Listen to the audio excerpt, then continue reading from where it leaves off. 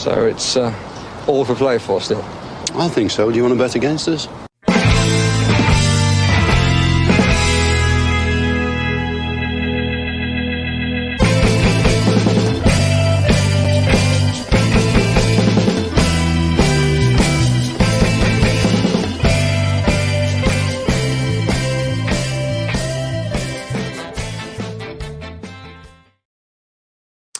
Hello, villains, and welcome to For the Love Paul McGrath podcast. Wanted to pop on and discuss a player that we were linked to yesterday. Somebody new, a new name, and it seems like the club have been working on this transfer for quite a while. Before we go any further, I don't know the veracity of the claims of this link. I don't know how likely this person is to sign for Aston Villa, but we'll take a look at Carlos Soler, PSG player, in a bit more detail. And he's one of these players that, if you're going to look at him since he's moved to PSG, you're going to get a wildly different kind of view of this player himself. If you're actually going to look at his time at Valencia, you're going to get a wildly different view of this player as well from his time in PSG. And if you look at him playing for Spain, you're going to get a wildly different view of his time playing for Valencia or PSG as well. So I'm going to preface this with regards to Carlos Soler is somebody that you have to look at his body of work, and he's been a really interesting study. And a lot of people are asking me to do a scouting series on him almost straight away when this was released yesterday. But I wanted to take time to do it. Obviously, I was familiar with him. I knew he'd gotten that move to Paris Saint-Germain after 2 great seasons with Valencia. But I was familiar with the fact as well that when he went to PSG, they tried to completely and utterly change his role. They tried to completely and utterly change what he does well on the field. And I've always remembered watching him. And when I watched him playing for Spain, I always felt that he was a pretty tidy player. And look, we look at it all. I suppose we go back over the course of the last few years of his career as well, and take a look at him from that point of view.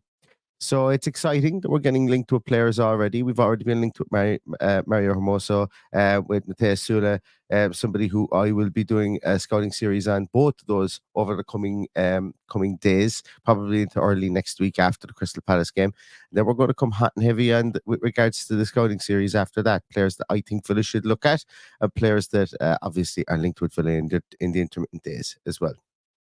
So let's take a little look at Carlos Soler. So as I mentioned, he is a Paris Saint-Germain player currently. Not had the greatest time over the last 2 years at Paris Saint-Germain. In fact, the fans never really took to him. And it seems that he was booed off the field at the weekend for their team. I wasn't there, obviously, so I can't confirm whether that is true or false.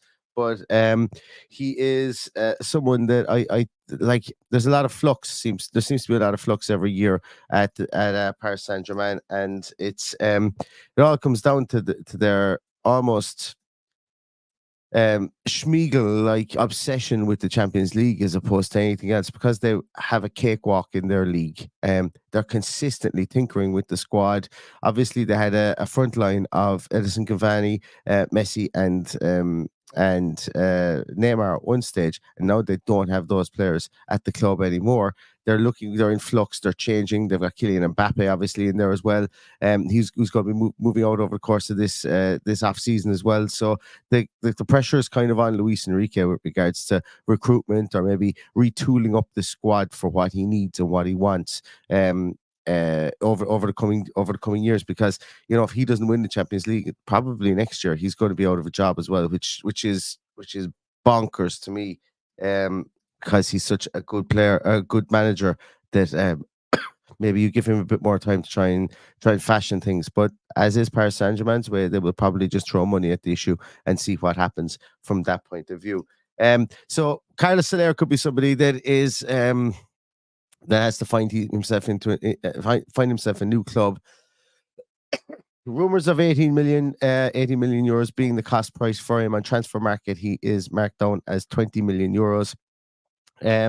Let me just pop through to the next slide here. So, he's right-footed. He's 6 foot, and he was born on the 2nd of the 1st, 1997, which makes him 27 years of age. So I've popped him in here as a central midfielder and a right central midfielder. And the reason that I'm going to say that is because if you look at his, and that's where I think he will play for Aston Villa, and that's where I think his best position is a more central position, and in a more kind of attacking sense. You look at his heat map below, and this to me tells me why he hasn't worked out at Paris Saint-Germain, because they've played him as either a left winger or they've played him as a right winger. And for me, he offers way more when he's played a little bit more central. And the reason for that is he's a born bred pivot from the point of view of he's well able to get the ball and recycle it. He like when you watch him playing for Spain, he plays in like the right side of a midfield three. Or he did when he was playing with Spain, played at the right side of a midfield three. He was really tidy in coming and getting possession and moving that ball onwards. And it's really important. I would advise you go and watch 1 or 2 games that he's played for Spain from that point of view, because you'll see what he'll offer. He offers that kind of Douglas Luiz assured passing ability from the middle of the field, that metronomic kind of ability that Douglas Luiz has given us this season. Obviously, we need somebody else who can do that. For 18 million, I think Carlos Soler will be able to come in and do that job. Now, remember as well, when we're linked to these players and when we talk about what they would be like or what their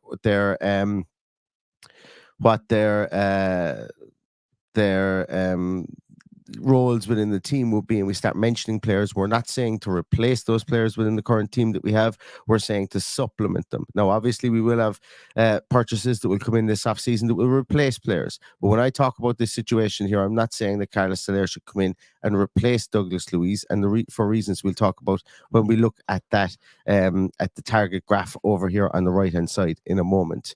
I'm just saying that I think that Unai Emery would see that maybe if Douglas Luiz was off the boil, or maybe if he needed a rest, we would need somebody to come in and to be able to play somewhere similar, to be able to move that ball around midfield and be very, very assured in possession as well.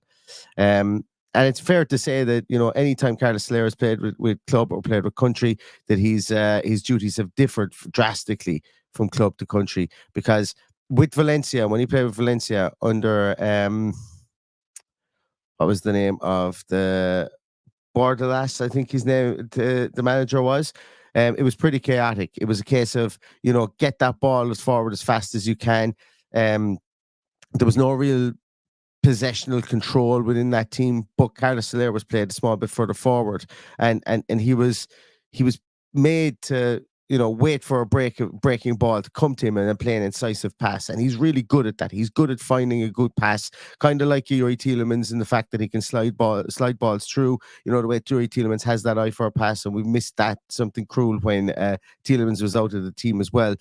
He's very, very good at doing that and spotting that pass. And he's a deft type of player with the ball at his feet. So when I say that he's a central midfielder or a right central midfielder, when I'm talking about right central midfielder, I'm talking about playing in a midfield three. I think if he comes in to play with Aston Villa, he will play in that central midfield role, or we may see maybe some adaptation of three at the back at some stage. And if that is the case, then I think we go with 3 central midfielders, and obviously one of them or two of them given a license to go forward, and that would suit a midfield three of, let's just say, John McGinn, a Douglas Luiz, a Carlos Soler, or even having a John McGinn, a Douglas Luiz, a Boubacar Kamara. It would suit that as well, to be able to play in that shape or form. So looking here with regards to the statistics that I've shown here, these are the statistics for the last 365 days. Obviously, we can see here the defensive side of the side of work is nothing to write home about. And this guy ain't really a defensive player. He's more of a nice player in the middle of midfield. He's going to get around. He's going to keep the ball moving, and defensive stuff, it's not his bread and butter. But I don't want you to get fooled by these defensive stats here. He is much better at defending than these stats show. This is just synonymous of the role he was asked to play with Paris Saint-Germain over the last 2 years, which has been very much a case of stand there, and when the ball comes to you, make sure you play that beautiful pass, because he can do that. And he's really, really good at playing that beautiful pass. And he's really good at set pieces as well, which is something that we could do with having another person who's good at set pieces in the squad. Excuse me. What I want to look at here as well is his passing and his possession statistics. So even in a position, or even as a player who isn't a full-time player as such for Paris Saint-Germain, still be able to put up very, very decent numbers. He's got really good pass completion rate at 85.4%. He's been trusted with a lot of the ball, as you would expect with a Paris Saint-Germain player, given that they dominate that league as well. And, he's very decent statistics when we look at how many times he's dispossessed or not dispossessed, should I say, there at he's in the top 33% of all players in Europe's top 5 leagues as well. His shooting statistics as well are middle of the road, but this guy is going back to his Valencia days. When you look at him playing for Valencia, like, he had one season where he had 11 goals and numerous assists. I think it might have been 8 assists in one season as well. And it was off the back of that he actually signed for Paris Saint-Germain. So this guy is being heavily constrained at Paris Saint-Germain, as opposed to what his natural ability as a Valencia. And that leads me to believe Unai Emery is buying this player for what he did at Valencia, I think, and what he's done for Spain, as opposed to buying him for what he's done for Paris Saint-Germain. So let's concentrate on I think that's an important point to concentrate on, as well, as I cough and nearly die here on the podcast. Good Lord. So let's take a little look at the target graph here and see where he comes in comparison to some of the players that we have already. So he looks like he's a similar type of player to what we have already. When we look at tackles, we know that he hasn't been tasked with tackling on the ball at all. His defensive side of things are going to be lower, and I'm expecting that. But he's like, from the point of view of recoveries, he's coming in similar to the likes of Jacob Ramsey and to John McGinn in the course of a game. When it comes to dribbling, he's coming in similar to the likes of Douglas Luiz and Boubacar Kamara per 90 minutes as well. Shot creating actions has him up there with the likes more shot creating actions to Boubacar Kamara, as we would expect, a hell of a lot more, but has him up there with Jacob Ramsey, what Jacob Ramsey's done over the last 365 days.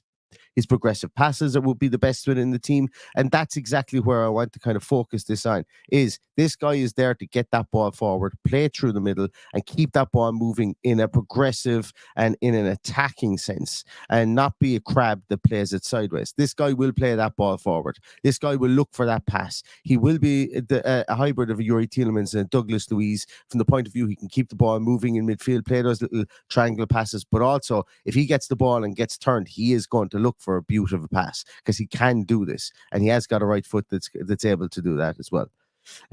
Pass completion percentage would be the best out of our current midfielders, aside from Boubacar Kamara, who we know doesn't progress the ball forward as much as other players. So Boubacar obviously being tasked with playing more simple balls, and obviously we know he picks that ball up at the edge of the area from Emi Martinez and plays quite a lot of his passes out to the fullbacks as well, which would inflate his pass percentage. And when we look at the pass attempts that he's had, this guy is up there with Douglas Luiz as well within this team, far more than Jacob Ramsey and far more than John McGinn as well.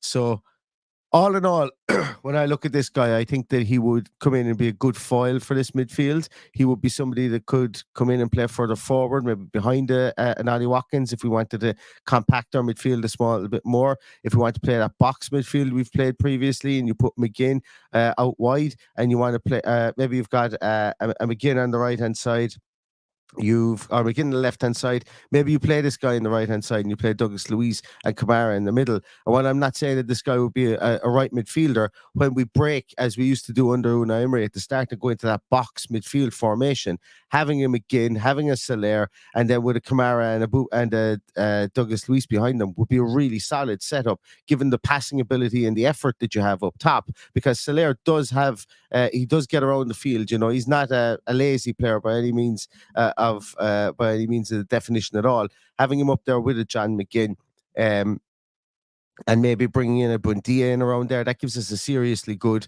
high press with Ollie Watkins, while still being able to have that shield in front of our back four of Douglas Luiz and Boubacar Kamara as well.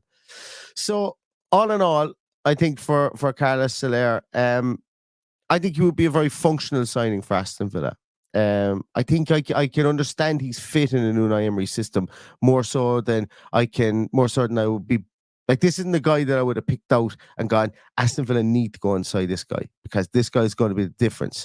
This guy for me is for 18 million pounds or 80 million euros, whatever it is.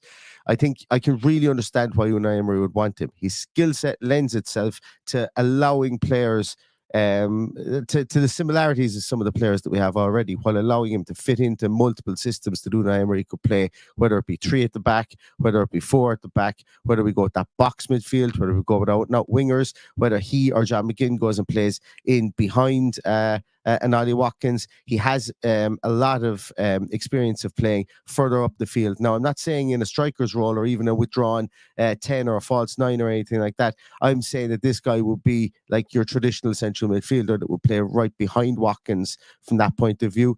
But he has experience doing that for Valencia as well.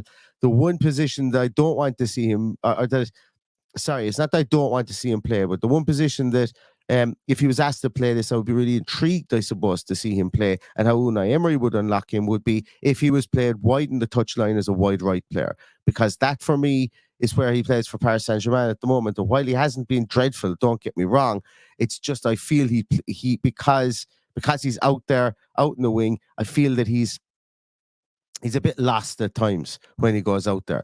But much better off bringing him into that pivot. If he needs to be a double pivot with Kamara at any stage and Douglas Luiz needs to take a breather, that's fine. Or you put him in a midfield three, or you play him a small bit further forward, because he does have the feet, he does have the composure, and he does have the ability, I suppose, to keep that ball moving. And don't, as once again, as I said, don't be fooled by his defensive stats. He's not N'Golo Kante or anything like that from a defensive point of view, but he's just not as bad as you see here on the screen from the numbers that we show here, because he's been tasked with being that that beautiful player on the plays out in the wing for Paris Saint-Germain, that should just be able to get his head up and pick passes all day long. And if you can bring him into the centre, marry that with a bit of defensive work, and still get him to pick those passes like a Luis or like a Tielemans has been doing this year, well, then I think we'll get our money's worth out of a very, very functional player like Carlos Soler as well.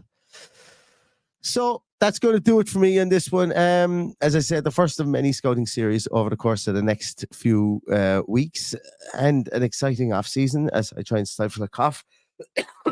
But yeah, hopefully you'll join me again for more transfer talk. I will have somebody else. It should Carlos Soler be an actual Aston Villa player, or get signed as an actual Aston Villa player, I do have somebody lined up that will come and speak much more confidently on him, about what they've seen in him. Somebody who has followed his career at both Valencia and Paris Saint-Germain. So keep an eye out for that should he sign. But in the meantime, everybody, thanks a million for your time. Exciting off season ahead for Aston Villa. Stay safe, stay healthy, and all that's left to say is up the Villa.